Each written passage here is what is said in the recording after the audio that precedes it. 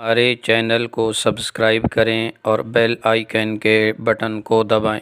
درختوں میں سب سے خوش نصیب درخت حنانہ ہے، جس کا ذکر بخاری شریف میں اجمالاً اور دیگر کئی کتب احادیث میں تفصیلاً مذکور ہے۔ رسول اکرم صلی اللہ علیہ وآلہ وسلم کے لیے ایک صحابی نے لکڑی کا منبر بنا کر مسجد نبوی صلی اللہ علیہ وآلہ وسلم میں رکھ دیا۔ آپ صلی اللہ علیہ وسلم خطبہ ارشاد فرمانے کے لیے اس پر رونق افروز ہوئے تو خوش درخت کا بنا ہوا وہ ستون جس سے ٹیک لگا کر آپ صلی اللہ علیہ وآلہ وسلم خطبہ ارشاد فرمایا کرتے تھے، بلک بلک کر رونے لگا۔ اس کے نالہ و شیون میں اتنا درد تھا کہ مجلس میں موجود تمام صحابہ کرام آپ دیدہ ہو گئے۔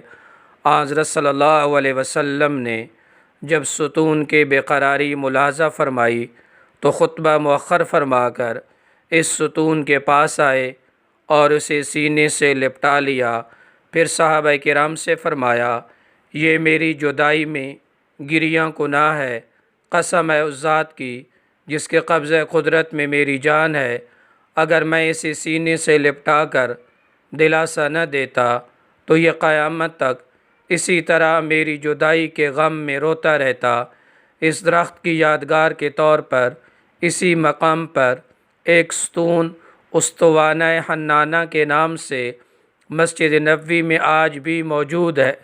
منقول ہے کہ جب حضرت حسن بصری یہ حدیث بیان کرتے تو رو پڑتے اور فرماتے، اے اللہ کے بندو، لکڑی ہجر رسول صلی اللہ علیہ وسلم میں روتی اور آپ کے دیدار کا اشتیاق رکھتی ہے، انسان تو اس سے زیادہ حق رکھتا ہے کہ فراق رسول صلی اللہ علیہ وسلم میں بے قرار رہے۔